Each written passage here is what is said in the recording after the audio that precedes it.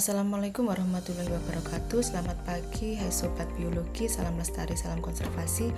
Hari ini kita akan belajar bersama mengenai keanekaragaman hayati atau biodiversitas. Sebelumnya mari berdoa terlebih dahulu.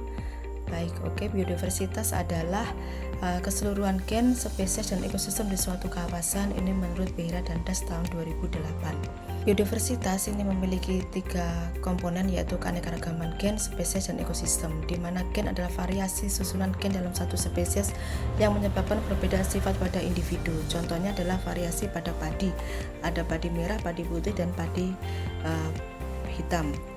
Kemudian keanekaragaman spesies adalah variasi antar spesies makhluk hidup di suatu tempat. Misalnya ada berbagai jenis burung, ada burung elang Jawa, rangkong, cendrawasih, jalak bali, dan kakak tua. Kemudian keanekaragaman ekosistem ini adalah variasi ekosistem yang terjadi karena perbedaan lingkungan fisik. Jadi contohnya adalah ekosistem hutan-hujan tropis, ekosistem terumbu karang, ekosistem mangrove, ekosistem padang rumput, ekosistem danau, dan ekosistem sawah. Yang keenam ekosistem tersebut memiliki komponen biotik dan abiotik yang berbeda. Ketika keanekaragaman tersebut akan membentuk suatu kesatuan yang semakin kuat, bertahan terhadap perubahan dan ancaman.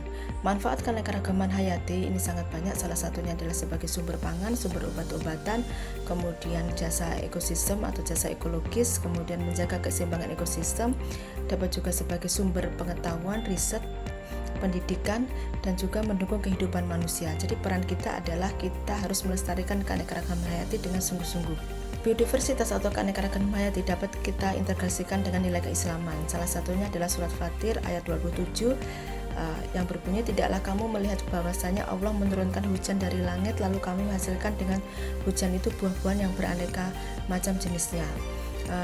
Di sini menegaskan bahwa kesempurnaan dan kekuasaan Allah Subhanahu wa taala dalam menciptakan keanekaragaman alam semesta. Ya, buah-buahan yang beraneka ragam ini menandakan bahwa adanya variasi genetik di dalamnya. Kemudian hadis riwayat Muslim nomor 1552, tidaklah seorang muslim menanam tanaman lalu dimakan oleh manusia, hewan atau burung kecuali hal itu merupakan sedekah untuknya sampai hari kiamat. Jadi apapun kegiatan yang kebaikan yang kita lakukan ya dengan menanam pohon itu adalah sedekah bagi kita. Tantangan biodiversitas itu adalah yang utama karena populasi manusia yang terus meningkat, kemudian adanya perubahan iklim. Indonesia menempati posisi kelima, di mana 1126 spesies ini terancam punah, mulai dari mamalia, burung, reptil, amfibi, ikan, dan moluska. Jadi tantangan biodiversitasnya ini luar biasa. Faktor-faktor penyebab hilangnya biodiversitas ini ada peningkatan populasi, kemudian pola konsumtif yang tinggi, penggunaan sumber daya energi yang tinggi, kemudian adanya pertanian, kemudian adanya kegiatan industri, kemudian pemukiman, termasuk perburuan, yaitu akan menyebabkan hilangnya habitat, fragmentasi ataupun deforestasi, dan juga dapat menyebabkan overeksploitasi yang berlebihan terhadap sumber daya alam, dan adanya spesies invasif ini juga mengganggu biodiversitas, termasuk keberadaan polusi.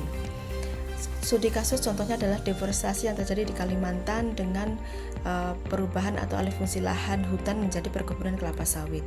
Kemudian dari tantangan-tantangan tersebut sehingga perlu adanya upaya konservasi, yaitu konservasi secara in situ, yaitu dilakukan di habitat aslinya, yaitu contohnya cagar alam dan juga hutan lindung.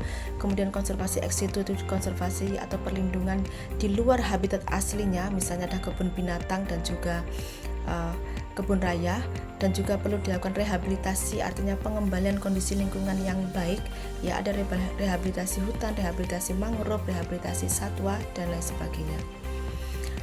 Biodiversitas atau keanekaragaman hayati bisa kita kaitkan dengan moderasi beragama, di mana menjaga keanekaragaman hayati dengan semangat moderasi untuk kehidupan yang harmonis. Ini bagian dari ekoteologi, yaitu menjaga alam adalah bagian dari ibadah dan tanggung jawab kita sebagai manusia kepada Tuhan.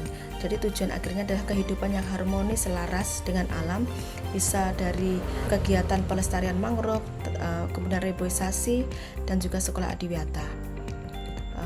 Berikut adalah contoh-contoh penelitian yang terkait biodiversitas. Nanti mahasiswa bisa baca penelitian saya terkait biodiversitas. Kemudian ini ada tugas, silakan di-scan. Selamat mengerjakan, sukses selalu.